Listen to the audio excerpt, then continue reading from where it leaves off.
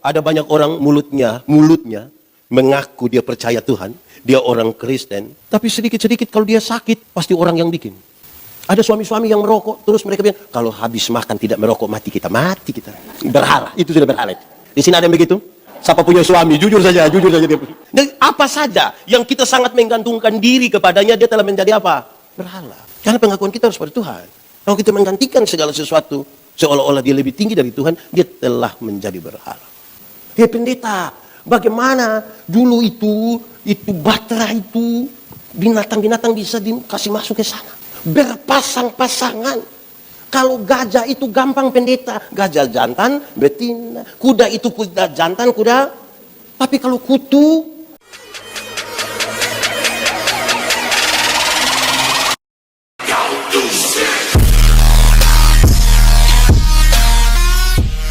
Saudara, shalom. Kita ada di pekan doa dan hari pertama ini akan bicara tentang berhala dan sihir zaman sekarang. Kita semua akan bertolak dari pembacaan ini Galatia pasal 5 ayat 16 sampai ayat yang ke-26. Mari kita buka Alkitab kita. Surat Galatia pasal 5 ayat 16 sampai ayat yang ke-26, hidup menurut daging atau roh. Maksudku ialah hiduplah oleh roh, maka kamu tidak akan menuruti keinginan daging. Sebab keinginan daging berlawanan dengan keinginan roh, dan keinginan roh berlawanan dengan keinginan daging, karena keduanya bertentangan, sehingga kamu setiap kali tidak melakukan apa yang kamu kehendaki. Akan tetapi, jikalau kamu memberi dirimu dipimpin oleh roh, maka kamu tidak akan hidup di bawah hukum Taurat. Perbuatan daging telah nyata, yaitu percabulan, kecemaran, hawa nafsu, penyembahan berhala, sihir, perseteruan, perselisihan, iri hati, amarah, kepentingan diri sendiri, percideraan, roh pemecah, kedengkian, kemabukan, pesta pora, dan sebagainya. Terhadap semuanya itu, ku peringatkan kamu, seperti yang telah kubuat dahulu, bahwa barang siapa melakukan hal-hal yang demikian, ia tidak akan mendapat bagian dalam kerajaan Allah. Tetapi buah roh ialah kasih, sukacita, damai sejahtera, kesabaran, kemurahan, kebaikan, kesetiaan, kelemah lembutan, penguasaan diri. Tidak ada hukum yang menentang hal-hal itu. Barang siapa menjadi milik Kristus Yesus, ia telah menyalibkan daging dengan segala hawa nafsu dan keinginannya. Jikalau kita hidup oleh roh, baiklah hidup kita juga dipimpin oleh roh. Dan janganlah kita gila hormat, janganlah kita saling menentang, dan saling mendengki. Demikian firman Tuhan. Berbahagia setiap orang yang mendengar firman, memelihara dan melakukan dalam hidup setiap hari. Shalom. Sekali lagi, shalom. Tema kita hari ini, nanti di bagian akhir baru kita perkenalan. Tema kita hari ini adalah berhala dan sihir zaman sekarang. Saya mau tanya dulu, setiap kali dengar kata berhala, sihir, apa yang saudara pikirkan? Dukun Di Jakarta masih ada dukun juga. Dan saudara percaya masih ada dukun. Sihir-sihir masih ada. Penyembahan berhala masih ada. Jadi saudara membayangkan kalau berhala dan sihir itu sesuatu yang menakutkan. Nah juga kadang-kadang enak-enak juga. Iya bukti kalau tidak enak kan pasti orang tidak pergi itu. Tapi kan ada enaknya orang suka cari-cari dukun. Cari-cari dukun, cari-cari orang-orang sihir. Ya kira-kira begitu. Tapi apakah memang menakutkan? Belum tentu juga saya kira. Berhala itu orang masih membayangkan penyembahan batu, kayu, ada korban ini, ada sapi, babi. Tidak harus begitu. Berhala zaman yang sekarang ini masih terbawa juga dari dulu. Ada orang percaya bahwa berkat itu Tuhan yang atur. Amin. Tapi di dia punya toko ada itu kucing yang... Ada ya di sini ada begitu. Berhala juga itu. Itu berhala juga itu. Yang kucing-kucing begini nih. Saudara masih percaya kalau berkat itu Tuhan yang atur? Ada amin di situ. Lalu itu kucing atur apa kucing-kucing itu? Panggil-panggil saja supaya singgah. Jadi saudara-saudara jangan berpikir dia sudah seperti orang pisembah apa di mana. Tidak, kan kita bicara berhala hari ini toh. Yang zaman sekarang ini masih banyak orang bawa dari sana. Nanti khusus untuk yang zaman sekarang kita bicara 20 menit terakhir. Tapi di awal saya kasih ingat kita dulu. Masih banyak orang masih di situ. Mulutnya berkata-kata tentang Tuhan. Pengakuannya tidak kepada Tuhan. Saya mau tanya saudara, saya lahir besar di Soe. Jawabannya harus jelas, Soe. Itu artinya timba. Kalau Soe, sial itu. Jadi saya tidak lahir di kesialan itu. Saya lahir di timba. Soe. Saya lahir besar di Soe. Kalau saya cerita tentang Soe, saudara percaya tidak? Saya lahir besar di Soe. Saya bercerita tentang Soe. Percaya atau tidak? Kalau saya lahir besar di Soe, lebih banyak cerita tentang Surabaya. Saudara percaya atau tidak? Kenapa tidak mau percaya? Ada banyak orang mulutnya mengaku dia percaya Tuhan, dia orang Kristen, tapi sedikit-sedikit kalau dia sakit, pasti orang yang bikin. Mulut ini bicara tentang Tuhan, sedikit-sedikit darah Yesus berkuasa. Tuhan Yesus tolong. tapi sakit sedikit, pasti nenek di sebelah itu. Bayangkan ini, masih di Jakarta masih ada begitu. Masih ada begitu juga. Atau tidak tahu lagi. Lebih baik tidak usah tahu dengan itu. Ya mulut kita mengaku percaya kepada Tuhan. Pengakuan kita sebenarnya bukan pada Tuhan. Kita masih percaya hal-hal begitu. Padahal dari kecil dulu kita diajar tuh percaya Tuhan. Saya ingat kami kan besar di kampung. Dulu saya kan lahir kira-kira 47 tahun yang lalu. Listrik belum ada di rumah saya. Kami nonton televisi itu masih yang hitam putih itu. Pakai aki. Nonton-nonton tiba-tiba akinya drop. Orang-orang dalam TV langsung patah begini. Terus biasa pemerintah lewat BKKBN putar film. Layar tancap putar di lapangan. Itu juga film-film KB lah. Kami pergi nonton. Saya pergi nonton. Yang menarik adalah pergi sore, pulang malam. Pergi masih terang, pulang sudah gelap. Harus lewat pohon beringin. Ngeri. Lalu apa yang harus saya lakukan? Tidak ada jalan lain.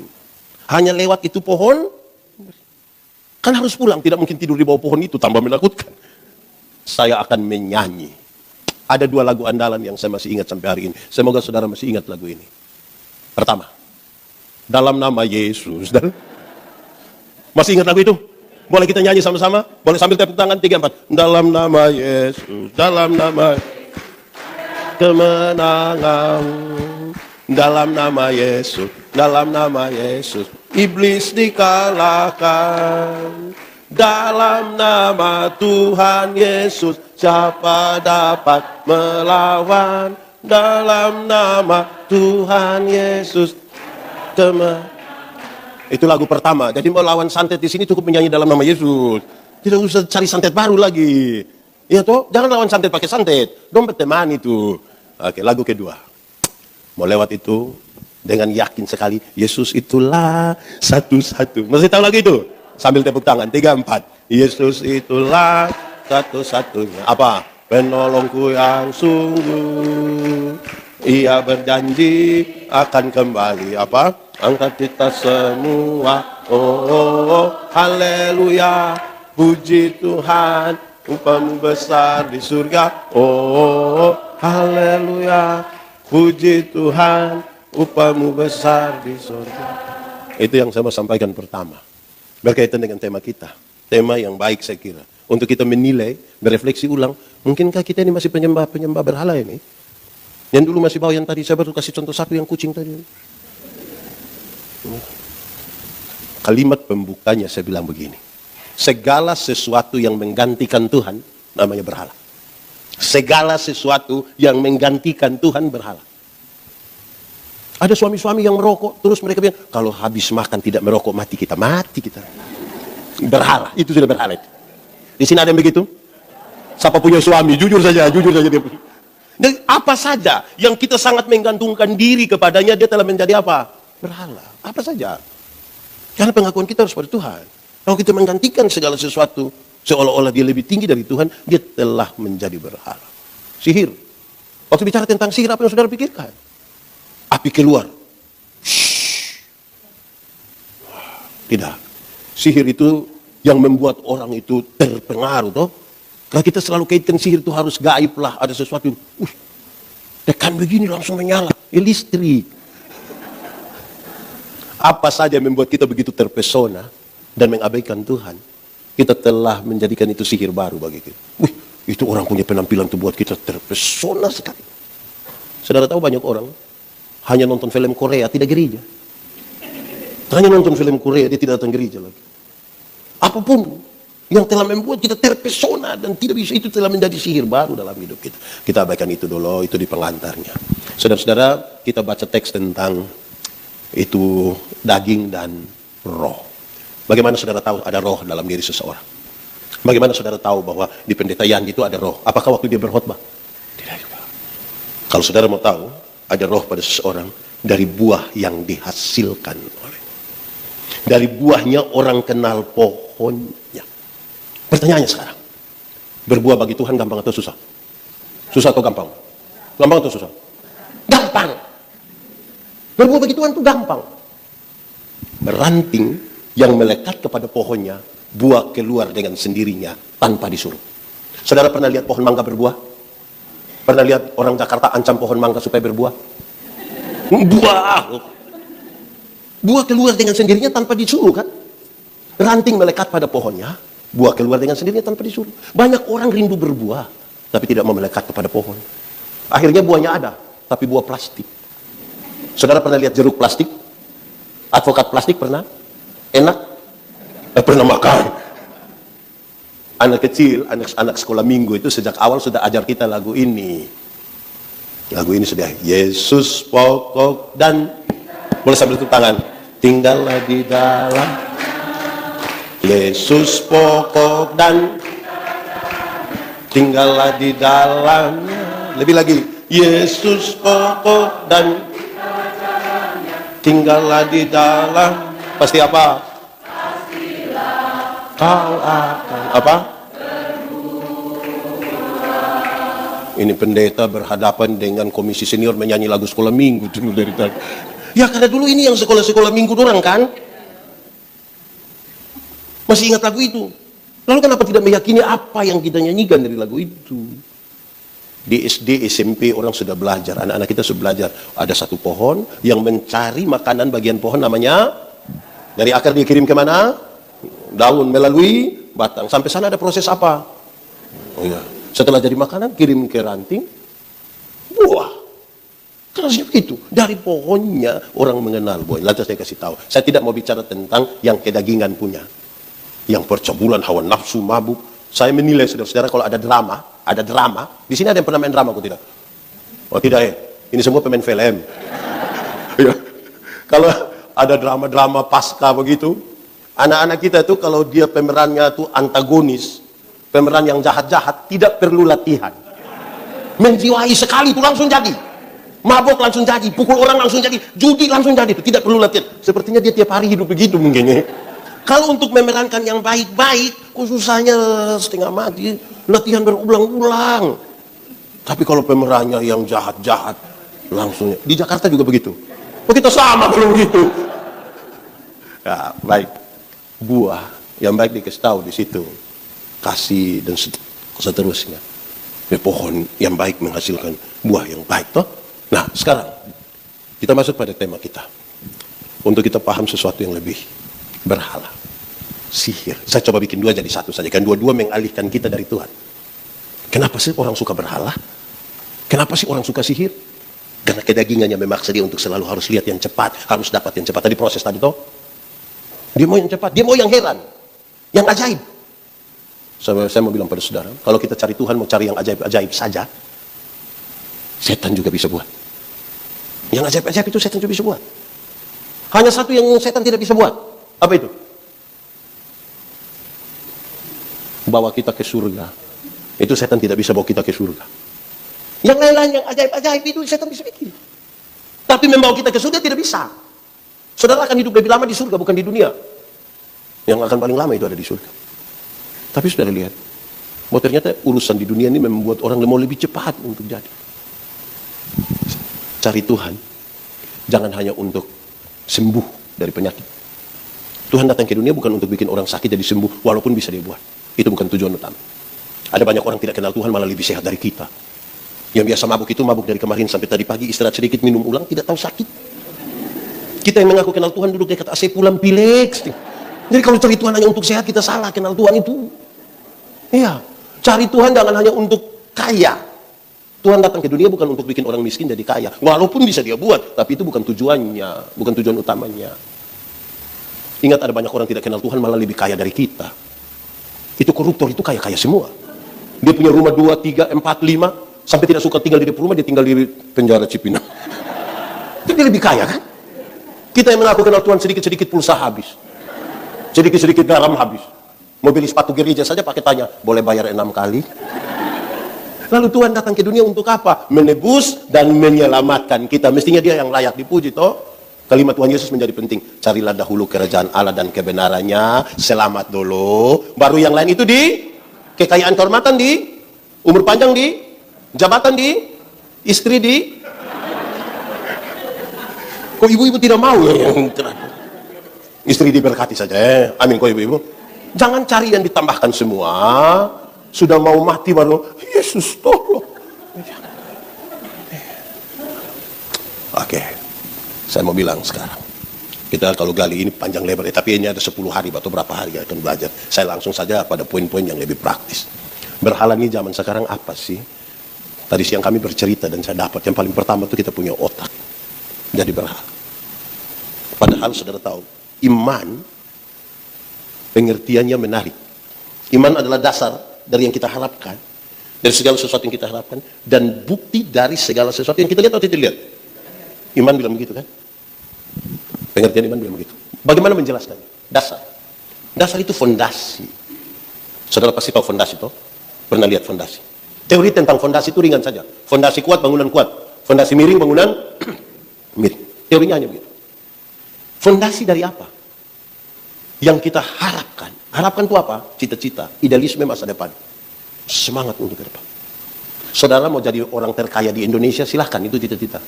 Saudara mau jadi gubernur DKI Jakarta periode 2080 sampai itu silahkan. Itu cita-cita. Yang ibu-ibu yang nona-nona mau jadi wanita tercantik Cipinang, silahkan. Itu kan cita-cita. Tapi saudara bangun dia di atas dasar apa? Itu yang jadi masalah. Karena orang yang tidak beriman pun dia kepingin menjadi orang terkaya di Indonesia. Orang tidak beriman pun kepingin jadi gubernur DKI. Orang yang tidak beriman pun kepingin menjadi wanita tercantik ya, atur saja. Yang membedakan kita adalah membangun dia di atas dasar apa. Itu dasar. Kedua, bukti. Bukti dari yang dilihat atau tidak dilihat? Tidak dilihat. Tidak dilihat. Bagaimana menjelaskannya? Arsitek. Tahu arsitek? Arsitek ketika dia mau bangun, mau gambar ini gedung, dia taruh dulu di kepala.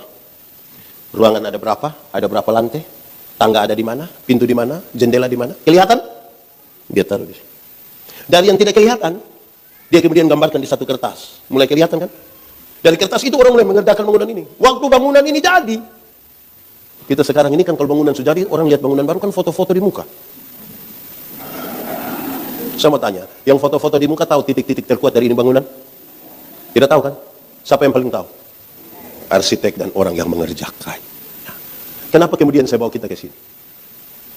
Membaca Alkitab, memahami sesuatu tentang Tuhan, harus ada satu ruang yang namanya iman. Tidak ada satu otak pun di ini dunia yang akan memahami Tuhan itu dengan begitu utuh. Kalau saudara ingin memaksa untuk mencari tahu Tuhan, sangat logis. Saudara satu saat akan tidak percaya pada Tuhan, saudara percaya pada akal. Pada titik tertentu itu iman tidak boleh masuk akal. Tidak boleh masuk akal. Kalau semua masuk akal, untuk apa beriman? Untuk apa beriman? Saudara mungkin tidak harus ke Israel untuk cari tahu Yesus dulu pernah. Tidak usah beriman saja. Masih mau beriman? Saya lihat saudara ragu-ragu. Pada titik tertentu iman tidak perlu masuk akal. Dia pendeta, bagaimana dulu itu batra itu binatang-binatang bisa dikasih masuk ke sana. Berpasang-pasangan. Kalau gajah itu gampang pendeta. Gajah jantan, betina. Kuda itu kuda jantan, kuda. Tapi kalau kutu, itu bagaimana pendeta? Saya juga tidak tahu lah. Ada yang bisa bedakan kutu jantan, kutu betina? Saudara-saudara, pada titik tertentu, iman itu tidak perlu harus masuk akal. Tapi bukan berarti kita tidak perlu memahami dia dengan otak. Tapi juga dengan asal percaya semua yang tidak masuk akal. Kalau tangan kanan gatal artinya dapat duit. Yakin. Tangan kanan gatal dapat uang. Lalu saudara kerja untuk apa? Tinggal duduk garu-garu begini. Kalau tangan kanan gatal artinya dapat uang, maka orang koreng pasti kaya raya. Itu bukan tangan kanan saja yang gatal, semua gatal habis itu. Alkitab kasih tahu, satu-satunya cara untuk dapat berkat ialah kerja. Apa? Kerja, bukan gatal, kerja. Masa dulu begini. Kadang-kadang kita percaya pada sesuatu yang aneh. Dan meyakini itu betul-betul. Biasa saya ada di banyak tempat di Indonesia. Pendeta Yandi, habis kita foto-foto dulu. Oh, boleh. Pas kami mau foto, ada yang dari belakang bilang, jangan 3 orang, jangan 3 orang. Kalau foto 3 orang nanti mau bunuh dia gampang. Tinggal Bayangkan masih percaya sampai hari ini. Di Jakarta ada yang masih percaya begitu? Masih? Suruh pindah ke pedalaman timur. Zaman Sumaju begini masih percaya foto 3 orang 1 mati. Memang ini otak ini penting juga. Kasih Tuhan Allah dengan segenap hati sudah betul, segenap jiwa juga betul, tapi juga dengan segenap. Suatu saat minggu kedua bulan Desember kami ada di gereja. NTT itu daerah yang intensitas hujannya sangat kecil, sangat rendah. Sudah minggu kedua bulan Desember hujan belum turun. Takut kekeringan di tahun berikutnya, terus dengan beberapa orang saya bilang, hujan belum turun. Dia bilang, proyek Pak, proyek. Jadi saya heran, apa urusan proyek dengan hujan? Dia bilang, pendeta, akhir tahun begini proyek pemerintah banyak, jadi orang tutup hujan. Saya bilang, hujan bisa ditutup? Bisa. Bagaimana menjelaskan? Saya bayangkan penjelasannya ilmiah. Ilmiah artinya masuk akal dan bisa dipertahankan terus-menerus. Saya bayangkan awan hitam kalau sudah berkumpul begitu, tembak pakai sinar laser kah, atau pakai efek kaca pantulkan cahaya supaya. Saya bayangkan begitulah. Ternyata dia bilang, bukan itu. Permisi pendeta, kita tinggal buang pakaian dalam di atas rumah, hujan tidak turun. Saya tanya, itu celana dalam merek apa itu? Yang kalau buang hujan tidak turun, kita kalau hujan bisa ditutup, Jakarta ini tidak akan pernah ada banjir. Tinggal semua warga Jakarta pegang dia punya. Terus gubernur hitung 1. Sudah percaya Tuhan lagi, zaman sudah modern, tolong jangan disesatkan dengan pikiran-pikiran yang tolong dulu. Amin kok. Kadang-kadang kita punya otak ini jadi soal. Otak, saudara tahu, cara berpikir membentuk tindakan. Tindakan membentuk, tindakan berulang-ulang menjadi kebiasaan, kebiasaan menjadi budaya, budaya menjadi karakter. Jadi mulailah berpikir yang benar. Ini kalau pikir tutup hujan, repot itu. Yang di sini kita punya soal. Apa sih yang kita isi di sini tentang Tuhan? Apa sih yang kita isi di sini tentang ibadah? Karena kadang-kadang ini menjadi berhala. Kalau tidak, kadang-kadang kalau kita tidak bisa masuk akal, lantas kita bilang, kalau begitu tidak. Banyak orang memberhalakan pikiran-pikiran. Tuhan Allah menciptakan manusia laki-laki dan perempuan. Ada pola yang sengaja Tuhan Allah biarkan supaya kita kelola dia supaya hidup makin lama. Ada banyak.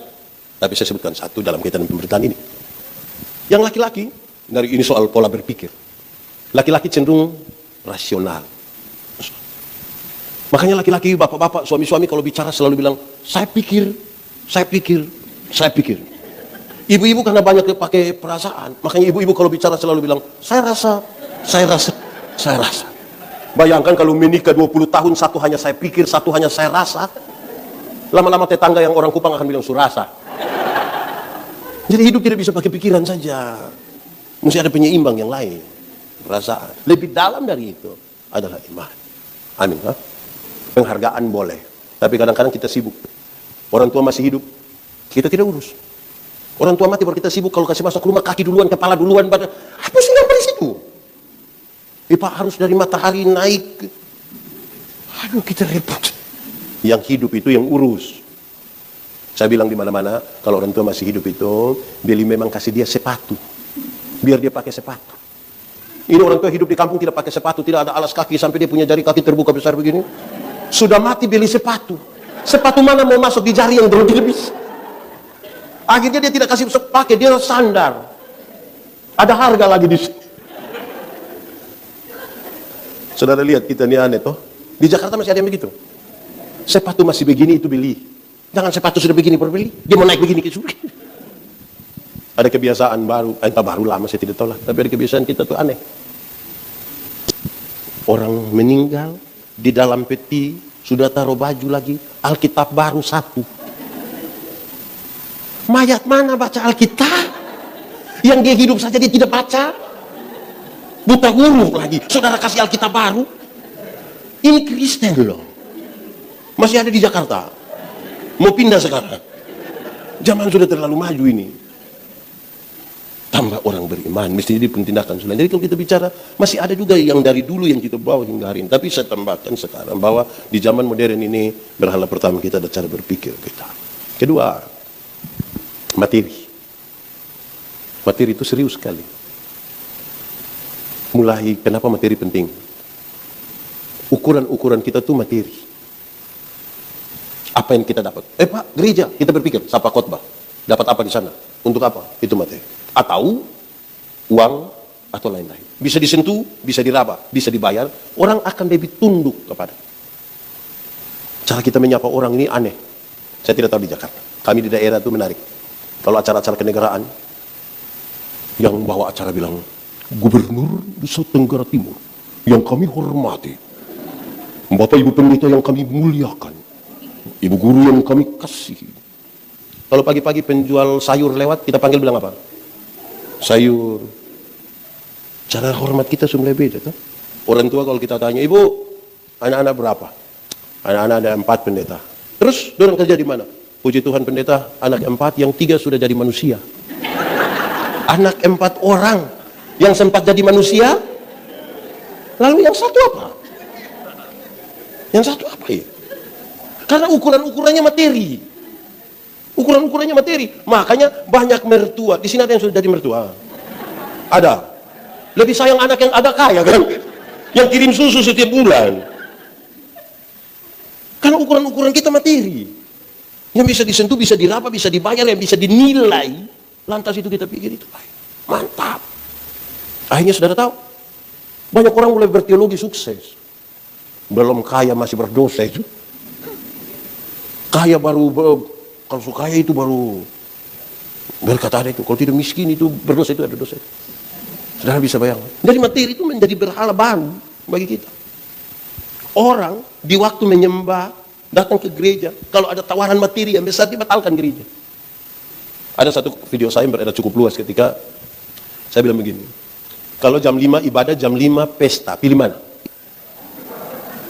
Jam 5 ibadah, jam 5 pesta, pilih mana? Pilih mana? Pilih pesta juga tidak apa-apa. Jangan terlalu rohani-rohani juga lah. Jadi tidak usah terlalu rohani. Pilih pesta tidak apa-apa. Yang menjadi soal adalah alasan kita memilih. Ada orang tua saya tanya, Bapak, kenapa tidak pergi ke pesta? Tidak pergi ibadah tapi ke pesta. Aduh pendeta, minta maaf, tuan rumah undang langsung.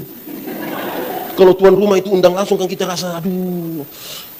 Apalagi itu orang pimpinan lagi, orang kaya lagi, dia undang, aduh pada saat. Tapi kalau pendeta yang tanya jangan jawab begitu.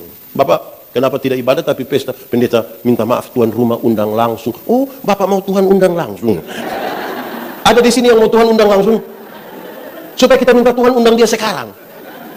Jadi materi ini, kadang-kadang materi itu tidak berdosa, tidak ada yang salah di itu materi, tidak ada yang salah. Cara pandang kita terhadap materi yang biasa jadi masalah, orang hidup dalam kedagingan. Banyak orang mata tertuju kepada berkat, bukan kepada sumber berkat. Orang beriman kepada Tuhan, matanya tertuju kepada sumber berkat, bukan kepada berkat-berkat. Kadang-kadang kita melihat lebih banyak pada berkat, bukan kepada sumber berkat. Itu membuat kita kemudian sulit percaya kepada Tuhan. Terus ada yang bilang, Ibu, kasih uang. Kita gandakan. Dari 100 akan jadi hilang. Karena kita kira itu tujuannya. Apa? Dia saja yang ada itu susah. Mau gandakan kita punya uang bagaimana? Yang materi ini kadang-kadang kacau. Dulu ada anak-anak muda. Pegang, apa ya, di kampung bilang obat nona. Obat nona, apa ya obat nona itu? Macam ke, supaya yang cewek-cewek itu suka itu. Nama apa kalau di Jakarta itu? Kayak begitu-begitu. Jadi dong kasih tahu, itu anak muda punya pelet itu ada 18. Jadi saya bilang coba panggil dia datang. Dia datang, oh kau ada pelet itu? Yuk. Mau? Coba kasih kau punya cewek punya foto. Dia kasih keluar ini nona. Saya bilang, yang begini masih pakai pelet. Sudah berdosa lagi begini. Yang saya maksudnya begini, loh kalau sudah begitulah cari artis apa lah begitu tuh. Iya tuh. Masih begini, tetangga lagi tinggal dikasih tahu kawin. Sudah kadang-kadang kita tuh sampai jadi kacau dengan kita punya hidup hanya karena berpikir sesuatu yang pintar sekali. Hidup ini butuh proses. Amin God. Jangan. Ini dulu ada satu binatang namanya ayam. Sekarang juga ada ayam tuh. Ayam dulu itu dibedakan atas ayam jantan dan ayam betina. Tapi tiba-tiba muncul ayam potong. Akhirnya ayam yang tadinya hanya ayam, sekarang menjadi ayam kampung. Karena sudah ada ayam potong. Akhirnya buat kita manusia yang pusing. Apakah ini ayam kampung yang dipotong atau ayam potong yang di kampung? Kita jadi pusing sendiri. Tapi poinnya jelas. Ayam kampung itu kita pelihara barang setengah tahun, masih kecil juga. Tapi dia punya daging enak atau tidak? Kalau dijual mahal tidak? Kalau betina bertelur kok tidak? Karena dia berproses. Ya toh? Ayam potong, kita baru pelihara 1 bulan, itu dia punya mata sudah besar begini. Itu kalau lihat pakai kaca pembesar itu, kalau lihat langsung itu begini. Tapi itu ayam itu kalau motor gas-gas di samping, besok itu ayam mati. Yang tidak berproses dengan baik itu jalan-jalan pintas. Ini sudah kita punya hidup. Jadi jangan sampai untuk kepentingan materi, mata kita tidak tertuju kepada Tuhan, dan kita mencari jalan-jalan pintas, dia telah menjadi berhala baru. Materi itu penting. Tapi jangan sampai dia sebegitu penting sampai menarik kita, menghipnotis kita untuk tidak lagi percaya pada Tuhan. Itu jadi soal. Masalah kita di situ. Proses. Supermi itu masak cepat atau lama ya? Teorinya cepat. Kalau kita tidak ambil keputusan dia jadi lama. Kalau saya bilang kepada istri saya, "Mah, saya mau makan supermi." Ibu ke dapur 2-3 menit dia datang tanya, "Pak, mie goreng apa mie kuah?" Terus saya bilang, "Mie kuah sayang, mie kuah." Ibu ke belakang 2-3 menit dia datang tanya, "Kuah banyak atau sedikit?" "Banyak, taruh saja." Dia ke belakang 2-3 menit dia datang tanya, "Pakai telur atau tidak?" "Sayang, taruh saja, taruh saja." Dia ke belakang 2-3 menit dia datang tanya lagi, "Pakai sayur atau tidak?" Oh, lama-lama kita tidak makan. Hanya tanya-tanya saja, tanya-tanya saja. Jadi percaya pada Tuhan supaya tidak boleh ada berhala baru, mesti ambil keputusan. Orang yang main dua hati tidak akan pernah tenang dalam hidupnya. Orang tua dulu ajar kita kalau satu waktu yang sama buru rusa 2 ekor sekaligus, dua-dua tidak dapat. Seorang perempuan dewasa umur 28 tahun belum menikah, ada 2 laki-laki suka dengan dia, yang harus dia lakukan adalah ambil keputusan. Tidak bisa tiap malam dia hanya bilang, oh repot itu, keputusan. Dalam satu hari seorang manusia ambil keputusan antara 300 sampai 1500 kali keputusan. Itu berkonsekuensi ke masa depan. Bangun tidur, mau langsung turun atau tarik tambah selimut, itu keputusan. Bangun tidur mau berdoa dulu atau foto, itu juga keputusan. Berkonsekuensi ke masa depan. Saudara mau datang ke gereja ini kan soal keputusan. Kenapa pendeta Yandi berkhotbah di sini hari ini? Karena saya pernah ambil keputusan kira-kira 29 tahun lalu untuk sekolah teologi. Makanya hari ini saya berkhotbah di sini. Kenapa saudara punya istri itu, suami itu? Karena pernah ambil keputusan kan? Tidak mungkin saudara bilang, "Pendeta, saya benar-benar tidak tahu. Saya tidur-tidur begini, sadar dia di sebelah." Kan tidak mungkin. Ada keputusan yang saudara buat. Nah, supaya tidak muncul berhala baru, sihir baru di hidup, mesti ambil keputusan. Mau percaya Tuhan kok tidak? Yang paling banyak celaka itu sebenarnya bukan orang buta, yang pura-pura buta yang biasa celaka. Yang buta sekali dia jalan saja. Tapi yang pura-pura buta itu dia mau mati dia. Yang mesti ambil, mau percaya Tuhan percaya saja. Kalau tidak lebih baik tidak. Kekristenan itu bertingkat-tingkat. Ada 3 tingkat kekristenan. Yang pertama, beragama tapi tidak beriman. Untuk agama dia agama semua. Apalagi di kita punya KTP kan harus tulis agama. Mau tidak mau beragama. Beriman belum tentu. Belum tentu. Apalagi agama diatur dalam struktur berbangsa dan bernegara. Mau jadi ini harus beragama, jadi ini harus beriman. Banyak orang menjadi beragama tapi belum tentu beriman. Kedua, naik sedikit. Bertobat tapi tidak berbuah. Dia hanya bertobat saja. Orang yang bertobat tapi tidak berbuah, dia hanya bicara tentang masa lalu. Waktu tahun 1970 diberi kesempatan bicara di sini, bilang waktu 1970. Pindah lagi kesempatan bicara di sini, dia ulang waktu 1970. Pindah lagi, ulang lagi waktu 1970. Satu saat dia baru bangun, jemaat bilang 1970. Bertobat tapi tidak berbuah. Nah, yang paling tinggi ini berbuah. Sama-sama 1, 2, 3. Dalam hal inilah Bapakku dipermuliakan, yaitu jika kamu berbuah banyak dan buahmu itu tetap, supaya apa yang kamu minta kepada Bapa dalam namaku diberikannya kepada. Mau Jakarta penuh dengan kemuliaan bagi nama Tuhan, berbuah. Mau tempat ini penuh dengan kemuliaan Tuhan, berbuah. Supaya Allah dipermuliakan. Dalam hal inilah Bapakku dipermuliakan. Nah, kita bisa ukur kita ada di kelas yang mana. Kalau kita tidak ada di kelas yang atas, orang yang hanya beragama tapi tidak beriman pasti menyembah berhala. Bahkan agama pun dia bikin berhala. Simbol-simbol agama jadi berhala. Istri jatuh dia tidak ambil, tapi Alkitab jatuh dia ambil, cium lagi. Walaupun tidak baca. Orang bertobat tapi tidak berbuah, dia akan memberhalakan dirinya sendiri. Ada pemuda ini, panitia ini. Terus kita tanya, "Om, panitia tadi bagaimana?" Dia mulai bilang, "So bagus. Tapi," itu tapi itu. Itu tapi itu kasihan ini panitia ini. Salah semua. Karena yang benar harus yang seperti 1970. Zaman sudah berubah ini. Kalau dia tidak berbuah, dia memberhalakan dirinya sendiri. Akhirnya dia hanya akan bergaul dengan orang-orang yang satu apa? Kok saudara tahu sekali? Mungkin di sini ada yang begitu.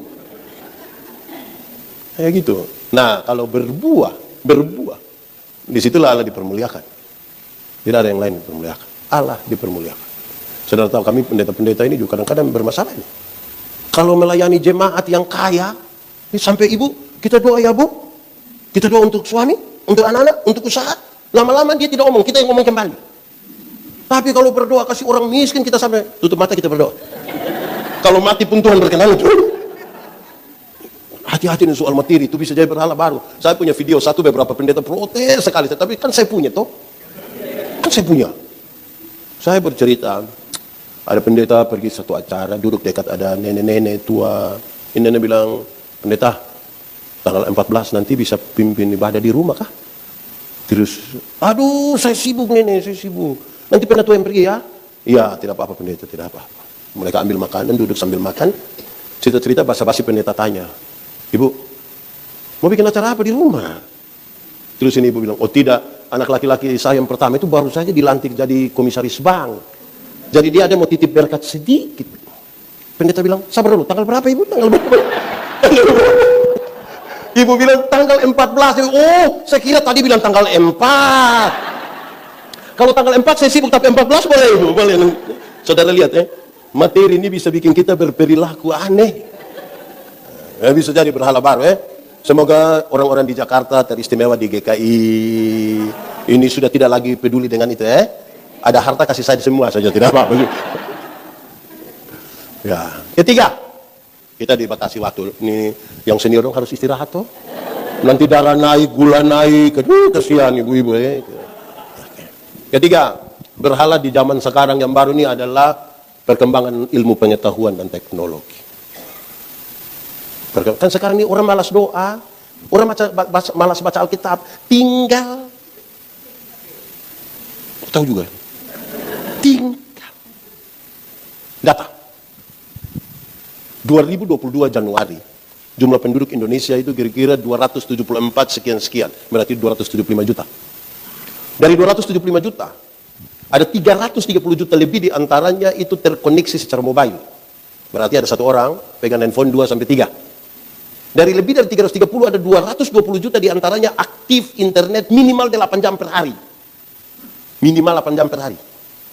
Dari 220 juta itu ada 170 juta aktif media sosial. YouTube, Facebook, internet apa lagi? WhatsApp dan lain-lain. Pertanyaannya, apa sih daya tarik dari itu TikTok itu? Sampai semua orang mau pergi ke TikTok tapi tidak mau datang ke gereja. Apa sih daya tarik dari itu perkembangan? Oh, jawabannya ada dua. Satu, daya tariknya adalah keseruan. Seru-seru toh. Dulu kan kita masih pakai tustel.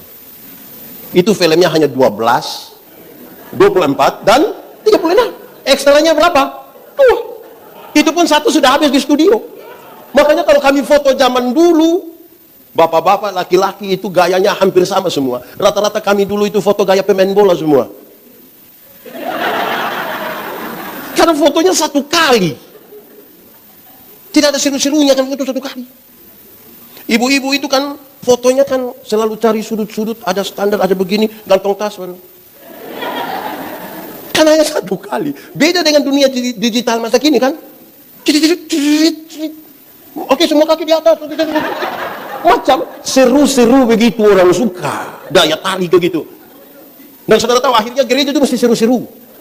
Kalau gereja tidak seru orang, pendeta apa tidak seru? Jadi di mana ada gereja seru orang suka pergi. Kalau kurang seru, tapi di sini tidak terlalu seru.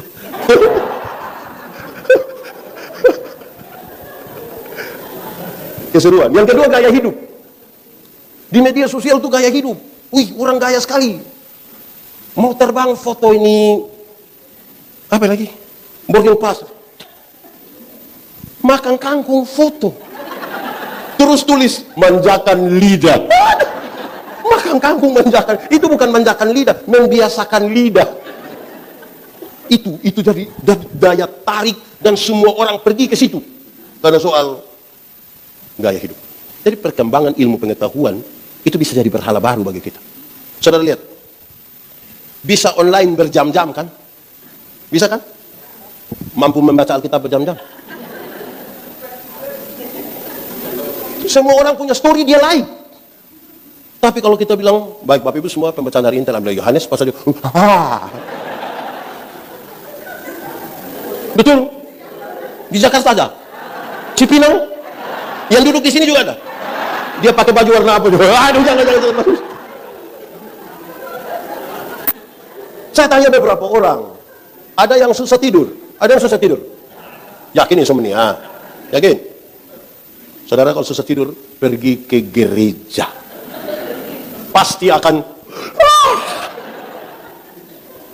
selama saudara buka Alkitab selama saudara buka handphone mau tidur. Bergaul akrab dengan perkembangan ilmu pengetahuan. Lalu dia salahkah? Tidak salah. Tidak salah. Itu masalah. Saya berkhotbah di satu acara apa ya? National Telkomsel.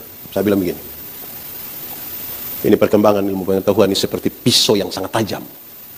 Pisau yang sangat tajam kalau dipegang oleh seorang dokter bedah, dia akan jadi berkat bagi orang lain. Tetapi kalau dia dipegang oleh OPK, orang tanya OPK apa? Orang potong kepala. Itu dia akan bermasalah bagi orang lain. Soalnya sekarang perkembangan ilmu pengetahuan ada di tangan siapa?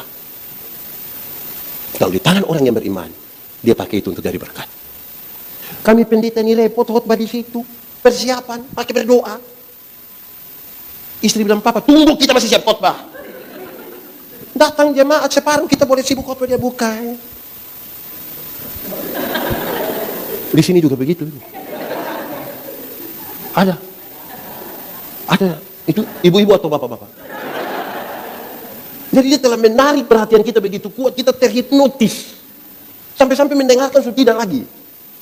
Foto-foto, orang suka sekali itu aplikasi yang kalau umur 60 masih bisa ke 23. Orang suka sekali, ternyata mami cantik sekali. Aplikasi. Ini tergantung di tangan siapa. Jadi perkembangan ilmu pengetahuan itu bisa jadi masalah baru bagi kita. Banyak orang akan percaya pada itu. Bukan itu jadi berhala masa kini. Sekarang kan semua tinggal tekan-tekan begini. Saya berkhotbah tentang doa. Saya bilang, hei jemaat, doa itu relasi, bukan kata-kata. Doa bukan kata-kata, doa itu relasi. Kalau saya dengan pendeta Andri, kami dua punya relasi, kami dua teman baik, kami saling kenal. Beliau naik motor, saya jalan kaki, ketemu saya di jalan tanpa saya minta dia berhenti, karena kami dua punya relasi. Pendeta, mau kemana? Naik, karena kami dua punya relasi. Kalau kami dua tidak ada relasi, kami tidak saling kenal. Saya jalan kaki, beliau naik motor, ketemu saya di jalan, beliau berhenti juga, tapi dia tanya, ojek Pak? Relasi lebih kuat dari kata-kata. Ya toh? Saudara bisa berkata-kata dengan orang yang saudara tidak kenal sama sekali. Pernah kok tidak waktu satu kali saudara telepon, tiba-tiba ada satu suara bilang begini, nomor yang Anda tuju tidak dapat dihubungi. Pernah? Suara perempuan atau suara laki-laki? Perempuan. Dari Jakarta Timur atau Jakarta Barat ya? Kita tidak kenal tapi dia bisa bicara dengan kita. Jadi doa bukan kata-kata, relasi. Saudara lihat tuh, apalagi di Jakarta. Saudara mau masuk satu mall, pas sampai pas mau masuk itu nona bilang, tempelkan kartu Anda. Pas kita tempel uang keluar, terima kasih. Ini bukan dari mana dia? Dunia sekarang sudah seperti itu semua. Jangan sampai kemudian kita lebih percaya pada perkembangan ilmu pengetahuan dan teknologi. Semua kita cari di internet. Oh ternyata ini belum bicara. Ya toh? Jadi jangan sampai saudara pikir begitu. Kadang-kadang saudara kita bertengkar di gereja itu hanya soal perkembangan. Dua orang di gereja sana saja sudah pakai kamera yang digital, pendeta punya kepala itu yang botak jadi gondrong. Kenapa kita pakai? Jadi kita ribut di soal-soal itu. Tidak pada substansi yang lebih. Dua orang di sana, hati-hatilah. Supaya jangan sampai perkembangan ilmu pengetahuan itu bisa. Perkembangan ilmu telah menjadi pisau yang sangat tajam. Tapi pisau yang tajam harus dipegang oleh orang yang baik toh. Ibu-ibu ini kalau pegang pisau di dapur kan baik toh. Jadi sayur toh. Bukan ancam suami toh. Dia pegang oleh orang baik, dia jadi baik. Nah, saudara lihat sekarang, itu baru 3 hal yang menjadi perlindungan kita untuk kita hidup. Ini persoalan di mana? Persoalan karena kita hidup menurut daging. Dalam kehidupan yang menurut daging itu, saudara, kan ada banyak hal yang tadi disebutkan di ayat-ayat sebelumnya. Oh ternyata ini semua kalau kita rindu itu, kita tidak akan puas-puasnya. Mau cari-cari. Manusia ini kan, biar segala sesuatu sudah isi kepada hati manusia, tetap masih kurang. Hati manusia lebih luas dari isi dunia. Lebih luas. Biar kita isi dunia masih kurang. Karena manusia selalu ada satu kata, tidak puas. Dia jalan kaki, terus dia berdoa, Tuhan, ya, kasih saya sepeda satu. Tuhan kasih dia sepeda satu, dia naik 2-3 bulan, dia berdoa, Tuhan, naik sepeda memang enak, tapi tanjakan yang di sana itu, Tuhan. Itu aduh, kaki itu. Dia kok mau apa? Tuhan kasih saya motor satu. Tuhan kasih motor satu, dia naik 5-6 bulan, dia doa lagi, Tuhan, naik motor memang enak, tapi istri saya beratnya 80. Anak 3 orang baru montok-montok semua. Setiap kali motor bunyi, orang 4-4 mau naikkan ini motor bawa masalah baru dalam kami punya rumah tangga. Jadi, kalau boleh mobil satu kok Tuhan. Tuhan kasih mobil satu, naik 1 tahun doa ulang. Tuhan naik mobil memang enak. Tapi anak perempuan yang pertama sudah kawin dengan laki-laki di pulau sebelah sini, pulau apa? Nah, pokoknya ada pulau satu di Kepulauan Seribu situ. Masa mau ke pulau pakai mobil? Yang kau punya mau? Kapal laut satu boleh Tuhan. Tuhan kasih kapal satu pergi ke sana, lihat anak, lihat mantu, lihat cucu, pulang doa lagi Tuhan. Naik kapal memang sampai pulau sebelah, tapi aduh. Jadi, helikopter satu. Lalu apa yang bisa isi itu semua? Bersyukur. Kalau orang tahu bersyukur, dia tahu bagaimana memuliakan Tuhan. Dia tahu memuliakan. Bersyukur. Bersyukur itu pesta? Tidak. Bersyukur itu adalah waktu di mana seluruh pikiran, perasaan, hidup hanya tertuju pada Tuhan. Itu namanya bersyukur. Ada orang bikin ibadah syukur tapi hati pikiran tidak tertuju pada Tuhan. Ibadah syukur hari ulang tahun GKI Elok yang ke 35. Sudah anggap saya 35 supaya tidak ada masalah. Ibadah syukur GKI ke 35. Banyak jemaat hati pikiran perasaan tidak tertuju pada Tuhan. Dia sibuk pada kostum. Ini paduan suara repot dengan mau pakai seragam yang mana, merah, biru, coklat atau abu-abu, polos atau kotak-kotak. Terus strapnya di sini atau kita ributnya di barang lain. Acaranya syukur. Hati pikiran perasaan tidak tertuju pada Tuhan. Itu repot toh. Bagaimana nanti kita tidak? Akhirnya ketika nanti ada satu menyanyi di sini, aduh, penilaian lebih banyak. Di sini paduan suara ada berapa? Banyak. Itu repot. Kalau hati tidak diisi, ini laki-laki itu melihat laki-laki, tapi perempuan itu laki-laki melihat perempuan, tapi perempuan melihat perempuan. Kami bapak-bapak, suami-suami laki-laki ini kalau duduk sama-sama ada perempuan cantik satu masuk serempak, kami punya kepala akan begini. Tapi kalau istri di sebelah dan lihat begitu akan jadi masalah. Perempuan cantik itu masuk, kami punya kepala tetap saja. Hanya mata yang pindah. Laki-laki begitu. Tapi perempuan melihat perempuan. Ibu-ibu, nona-nona duduk sama-sama, terus ada laki-laki ganteng satu masuk, mereka biasa-biasa sih, tidak histeris. Kalau ada yang reaktif, ringan saja dilakukan. Jangan coba-coba yang masuk itu ibu-ibu. Rok agak pendek, tas agak besar, sepatu agak tinggi. Itu saudara lihat ibu-ibu punya siku dan bibir. Ibu-ibu itu masuk, untuk dia kasih tahu teman di sebelah, dia pakai siku bilang. Yang di sebelah lihat, baru dia pakai bibir bilang. Di GKI sini ada begitu. Itu ibu-ibu ada di sini. Kadang-kadang 3, 1, 2. Saudara-saudara lihat saja. Jadi kalau kita syukur itu bukan pikiran perasaan hidup tertuju pada Tuhan, pasti tertuju pada berhala, pasti tertuju pada manusia, pasti tertuju pada penilaian. Nah, kita mau bergereja begitu. Nah, itu kira-kira dia punya pesan begitu. Semoga saudara-saudara pakai ini pekan doa itu. Lihat kok pakai sudah. Ini tambah besok lihat tema apa. Besok ada yang tahu tema apa? Saudara sudah tidak mau tahu lagi dengan tema. Ya. Tapi kalau itu diisi dan dipakai itu jadi hebat tuh, luar biasa. Oke, sebelum saya kembalikan kepada yang pimpin pujian, pimpin ibadah hari ini, kita butuh berkenalan sedikit ya. Orang biasa bilang kalau belum kenal maka saya selalu tambah. Jadi kalau kenal pasti sayang. Belum tentu juga. Banyak kasus yang ditangani oleh polisi itu adalah kekerasan dalam rumah tangga. Kekerasan dalam rumah tangga itu suami pukul istri, istri lawan suami, orang tua pukul anak, anak lawan orang tua. Padahal mereka baku kenal semua itu. Suami malah tidak kenal dia punya istri. Kenal atau tidak? Tapi pukul-pukul kan? Jadi kalau kita kenal nih, ya minimal supaya saling mengingatlah. Kalau ketemu kita baku sapa.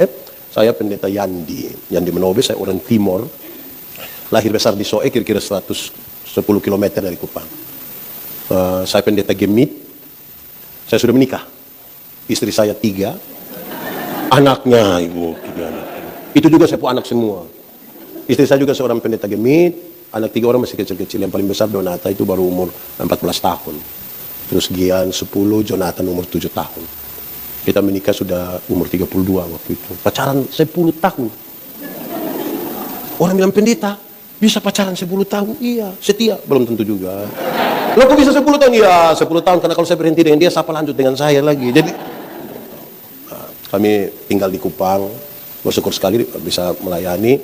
Yang menarik, saya dipanggil Yandi. Tapi nama di KTP bukan Yandi. Joseph Andreas. Tidak ada hubungan kan dengan Yandi. Saya juga heran. Tapi dia punya kisah sendiri. Saya bercerita sedikit terus selesai. Tapi jangan ingat ini lebih tinggi dari ingat khotbah tadi. Karena saya punya istri suka protes. Papa pikir papa khotbah bagus. Saya bilang, mama, saya diundang di mana? Papa, coba papa cek orang yang pergi ikut papa khotbah. Jangan sampai orang pergi hanya mau tertawa-tertawa. Orang pikir papa Sule. Ibu terlalu sejauh itu. Bapak, coba papa tanya yang ikut papa khotbah. Coba papa tanya. Jangan sampai orang pulang orang bilang, kau rugi tidak ikut pendeta Yandi khotbah. Iya, bagus. Iya. Dia bilang apa? Tahu? Pokoknya kita tertawa dulu, kita senang. Tapi saudara ingat yang tadi, ingat. Saya lahir kira-kira 47 tahun lalu di satu tempat di Soe itu namanya Umemanekan. Bahasa itu berarti Umemanekan itu artinya rumah kasih. Di sini kan ada orang Timor toh. Tidak usah angkat tangan. Kita punya muka sama semua, jadi kita usah kita tahu. Ya, oke. Jadi, oke. Pemilik dari itu rumah kasih sekarang dia dari panti asuhan. Sekarang dia dari panti masih ada di Soe. Pemilik dari Umemanekan itu satu orang tua masih hidup sampai hari ini. Namanya Bapak Joseph Andreas Christian. Saya punya mama itu melahirkan saya dalam keadaan buta 2 mata dan separuh badan lumpuh. Ketika Bapak Yosef lihat bahwa ibu yang buta dan lumpuh itu melahirkan anak laki-laki, dia minta. Anak itu kasih dia punya nama. Makanya jadinya saya nama ikut dia, Joseph Andreas. Puji Tuhan, 10 tahun 11 bulan kemudian mama sembuh. 2 mata bisa melihat, badan yang lumpuh tadi sudah pulih kembali, normal. Rupa-rupanya di hamil awal sebelum sakit, mama rindu saya dipanggil Yandi. Tapi kan sudah 10 tahun, surat-surat semua, akte lain-lain sudah Joseph. Maka Yandi menjadi panggilan di rumah. Setiap kali nama itu disebutkan, kita ingat bagaimana susah payahnya mama dalam keadaan lumpuh dan buta melahirkan seorang. Saya tidak bayangkan kalau hari itu mama meninggal dan lain sebagainya. Dan kan itu nama yang bukan nama yang viral, sebenarnya itu nama yang membawa saya kembali ke masa lalu yang berat. Saya tidak menetek bapak yang berjuang begitu rupa dalam urusan bagaimana urus mama yang lumpuh, kakak-kakak dan saya. Dan puji Tuhan, kalau Tuhan berkenan kita hidup, kenapa tidak Kira itu, saya kira itu yang lebih penting dari semua.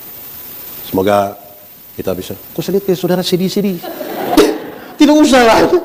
Saudara macam cepat menangis sekali. Mari kita tunduk kepala semua di hadapan Tuhan. Mari berdoa. Ya Tuhan, terima kasih. Kami telah mendengar firman-Mu dalam keterbatasan. Tetapi kami tahu kalau Tuhan di dalam kami dan kami dalam Tuhan, benih-benih firman-Mu bertumbuh dan berbuah dalam hidup kami. Kami rindu firman-Mu jadi pelita bagi kaki kami, terang bagi jalan kami.